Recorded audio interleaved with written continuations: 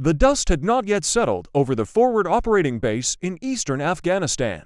The air itself tasted of burnt metal, jet fuel, and the fine, gray powder that seemed to coat everything, every rifle, every set of goggles, every throat. It was the summer of 2011, the height of the most intense fighting season in a decade.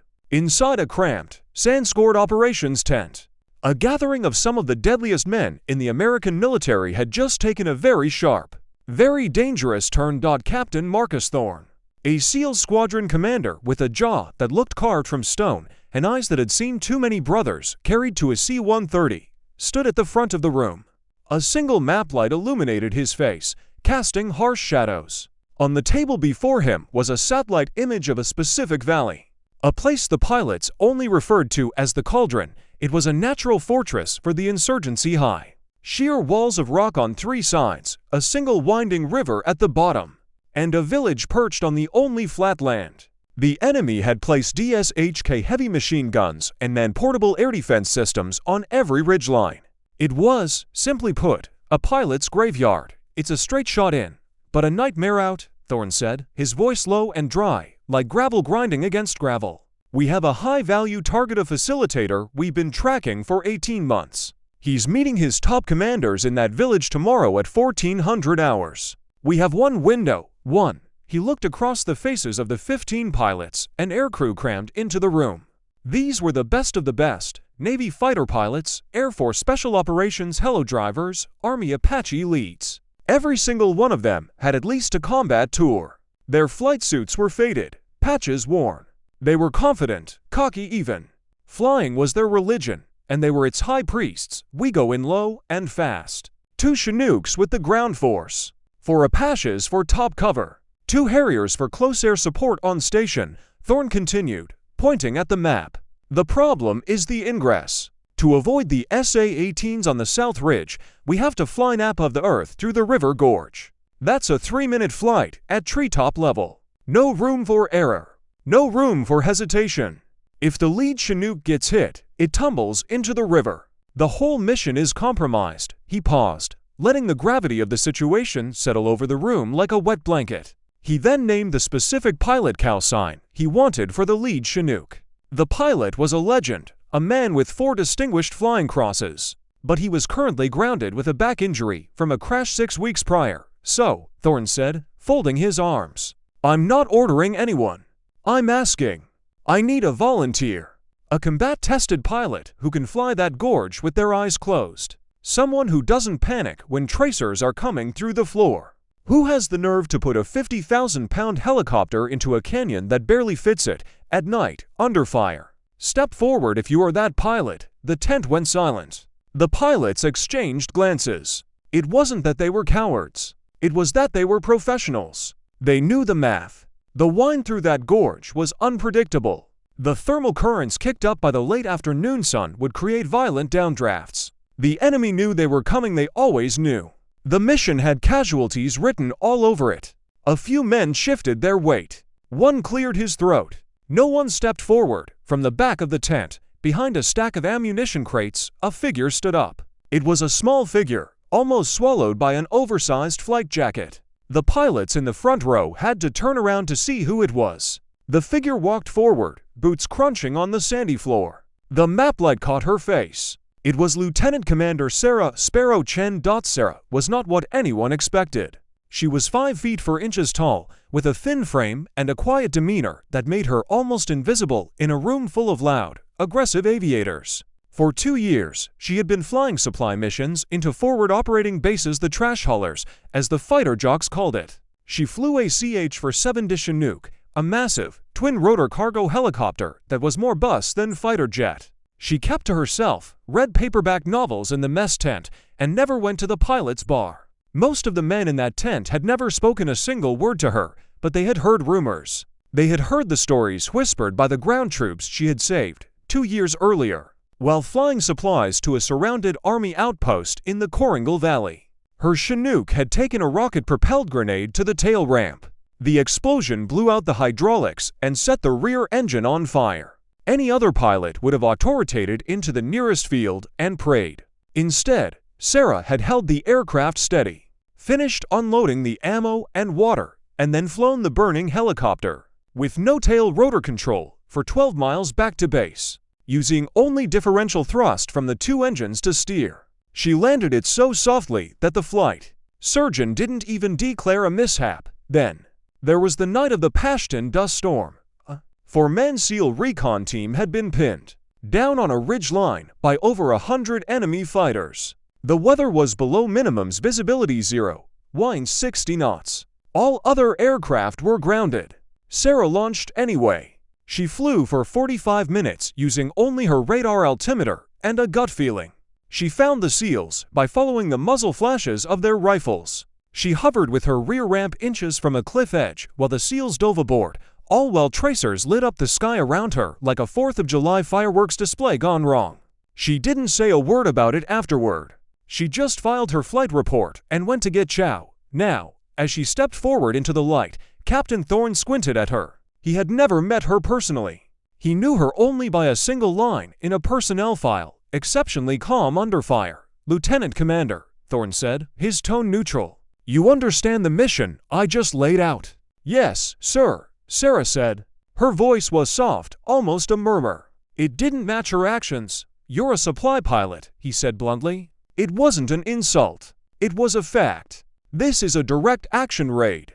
Why should I give you the lead?" Sarah didn't flinch. She didn't launch into a speech. She simply reached into her flight jacket pocket and pulled out a worn, folded piece of paper. She unfolded it and placed it on the map table. It was a hand-drawn map of the very same gorge Captain Thorne had just described. But this map was different. It had notes in the margins, written in her tiny, neat handwriting. Asterisk wind shear at 90 feet AGL after the third bend. Turbulence beneath the overhang. Ear signature masked by the waterfall at the halfway point. The enemy's DSHK on the south ridge has a 5-second tracking delay. Use it. Asterisk Thorne looked from the map to her face. "How do you know this gorge?" "I flew a medical evacuation through it from months ago," Sarah said quietly. "An Army Ranger with a sucking chest wound. The direct route was hot, so I took the gorge. I've flown it 6 times since then, practicing at night with my goggles off. Just in case." The room was dead quiet now. The cocky fighter pilots were staring at the ground. The Apache leads were shaking their heads in disbelief. This quiet woman, whom they had all dismissed as a supply poke, had not only flown the most dangerous route in the province, but she had done it multiple times as a self-assigned training mission. She had prepared for a moment no one else had even imagined. Captain Thorne looked at her for a long, hard 10 seconds. Then a small, rare smile cracked the corner of his mouth. "Welcome aboard, Sparrow," he said. "You get the keys to the bus." He turned back to the map and began to brief the rest of the insertion plan, but the energy in the room had shifted. No one was looking at the map. They were all looking at the small woman in the oversized jacket, who had quietly stepped back into the shadows, folded her map, and sat down on an ammo crate. She pulled out a paperback novel and started reading, as if she hadn't just volunteered to fly through hell itself. The mission was set for 1400 hours the next day. The heat would be brutal. The enemy would be alert. And the gorge was waiting. That night, Sarah did not sleep. She sat on the ramp of her Chinook, legs dangling over the edge, watching the stars blink in the cold Afghan sky. She was not thinking about courage or medals. She was thinking about the 22 men who would be sitting in the back of her helicopter tomorrow. She was thinking about their families, their children, their wives. She was thinking about the Ranger with the sucking chest wound and how his eyes had looked when she landed relieved, trusting. She was thinking about the math, the altitude, the airspeed, the angle of the turn at the third bend. She closed her eyes and flew the gorge in her mind 100 times to 100 times. She felt every updraft, every downdraft. She heard every warning horn, every alarm. And she found a way to silence them all. At 0300, she walked to the maintenance tent and personally inspected every bolt, every hydraulic line, every rotor blade on her Chinook. The crew chief, a young sergeant named Miller, tried to help. She waved him off. "I need to know this bird better than I know my own heartbeat," she said. Miller stepped back and watched her work. He had never seen a pilot do that before. Dawn broke over the mountains, painting the sky in shades of orange and purple. The enemy would be waking up soon, drinking chai, loading their weapons. They had no idea that a 5'4" supply pilot was about to rewrite their morning plans. Sarah strapped into the left seat of the Chinook. The cockpit was hot, even with the sun just rising. She ran through her checklists with methodical precision. She did not look nervous. Her hands did not shake. Her heart rate was 62 beats per minute, the same as it was when she was reading her paperback novel. Behind her, 22 SEALs in full combat gear were loading onto the troop seats. They were checking their carbines, their grenades, their night vision. They were big men, loud men, men who had kicked down doors in Fallujah and hunted terrorists in the mountains. They looked at the back of Sarah's helmet, that small, quiet head, and they felt something they rarely felt before a mission: confidence. One of them, a massive chief petty officer named Animal, leaned forward and tapped her on the shoulder. "Ma'am," he said, "I was in the back on that Pashtun dust storm run. You got us out of a real bad spot. I ain't gonna lie, I didn't sleep last night. But when I saw you step forward in that tent, I slept like a baby for the first time in a week." Sarah did not turn around. She just gave a small thumbs up over her shoulder. The rotors began to turn.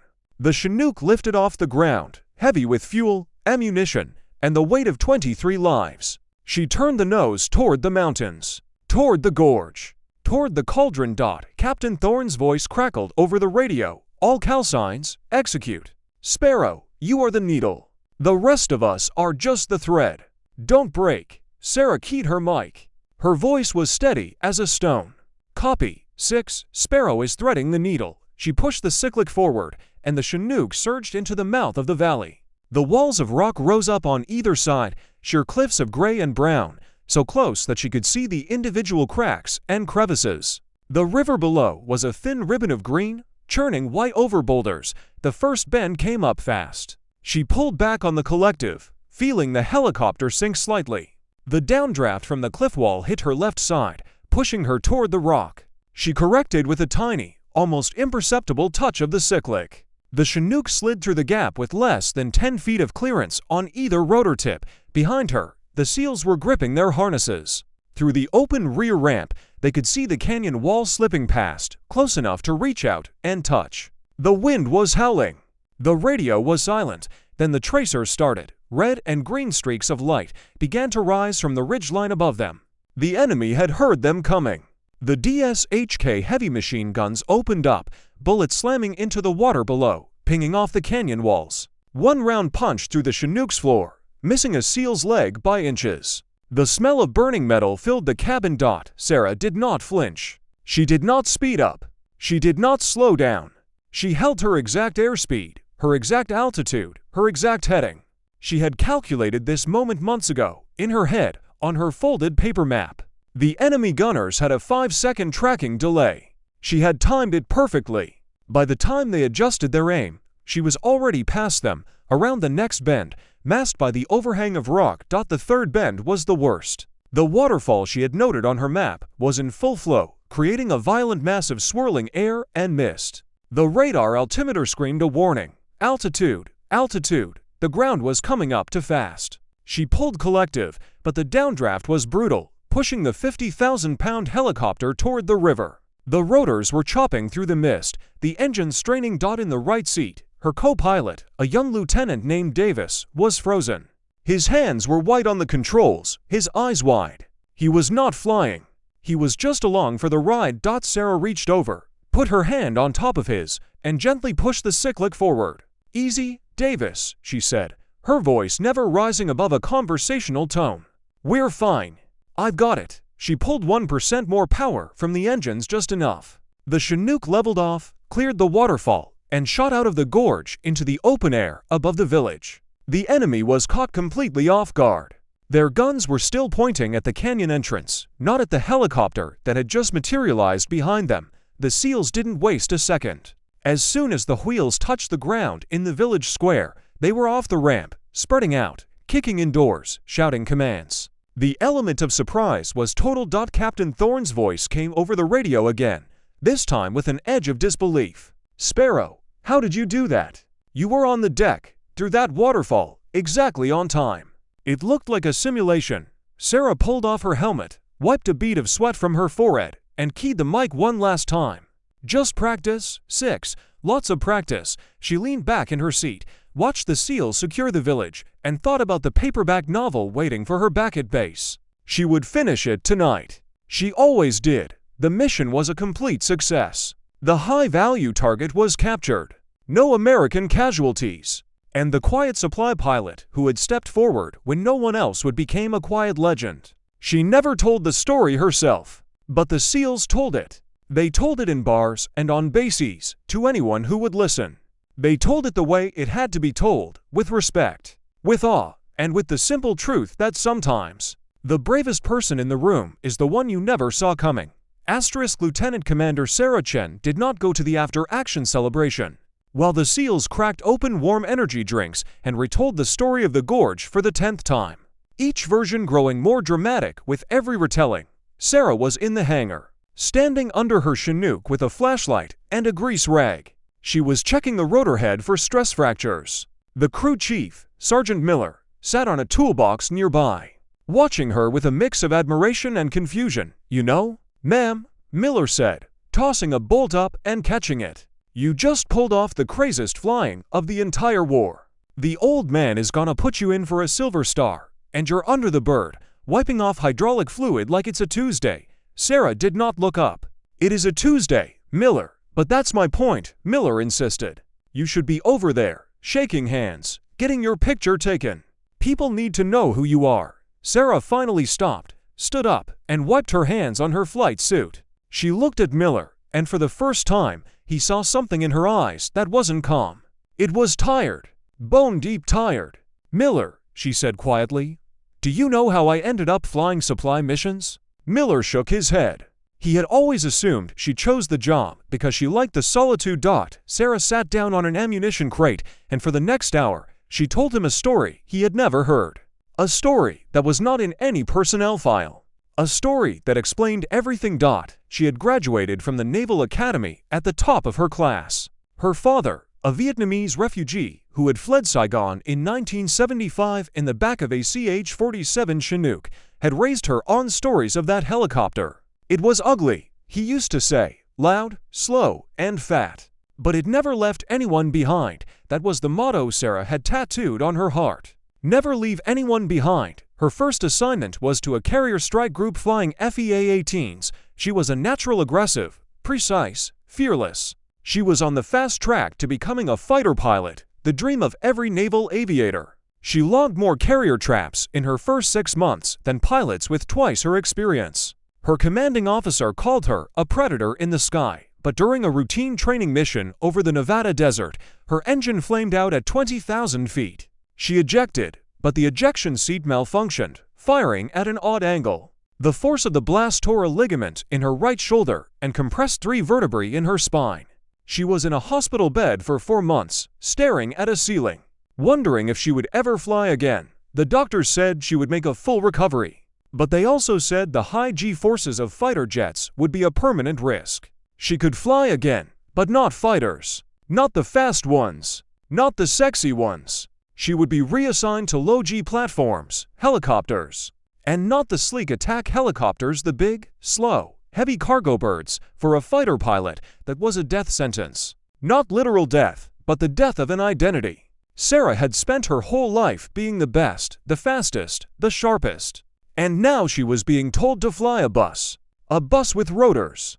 A bus that the fighter jocks called the Screaming Green Slug. She had 2 choices: resign her commission and walk away, or swallow her pride and learn to love the ugly helicopter. Her father, now old and gray, came to visit her in the hospital. He sat by her bed and held her hand. He did not offer advice. He just pointed to the window, where a CH-47 was lumbering across the sky, its twin rotors churning the air like giant egg beaters. "That's the bird that got me out," he said. "That ugly thing gave me a future. It gave me you." A bird doesn't need to be pretty to be a hero. It just needs to show up. Sarah chose to show up, but the transition was brutal. She went from being the star to being the misfit. The fighter pilots, her former peers, made jokes at her expense. "Hey Sparrow, you hauling mail or trash today?" they would say in the briefing rooms. She stopped going to the briefings. She stopped going to the bar. She stopped talking to anyone who wasn't inside her helicopter. She threw herself into the Chinook the way a sculptor throws himself into a block of marble. She learned its quirks, its weaknesses, its secret strengths.